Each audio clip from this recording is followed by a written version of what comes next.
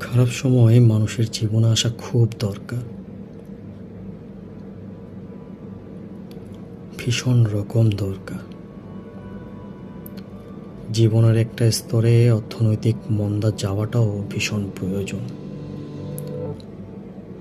আপনার রঙিন জীবন কিছুক্ষণের জন্য একেবারে সাদা কালো হয়ে যাক, যেতে দিন ওকে। এই সময়টাতে আপনি খুব সহজেই দেখে নিতে পারবেন, অনুভব করতে পারবেন জীবন মুদ্রার এই পিঠ ও পিঠ।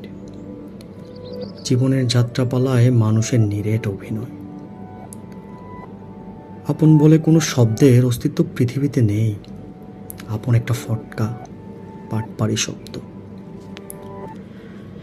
সবাই আপনার বর্তমানকে পূজা করে, যতই কাছের মানুষ হোক না কেন।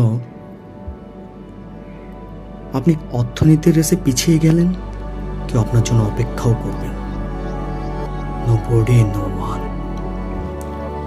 যত জিগরি মানুষ হোক না কেন, সবাই সিকিউরিটি চায়।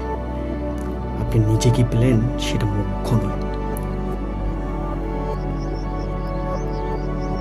আপনার থেকে মানুষ কি আদায় করতে পারলো সেটাই মুখ্য। কারো জন্য অনেক কিছু করে কখনো প্রতিদান আশা করবেন না। যতই আপন হোক, আল্লাহর হস্তে ছেড়ে দিবেন ফিসাবিলিল্লাহ বলে। খারাপ সময়কে ভালোবাসুন, শ্রদ্ধা করুন। সময়ের অফরগুলো হজম করতে শিখুন।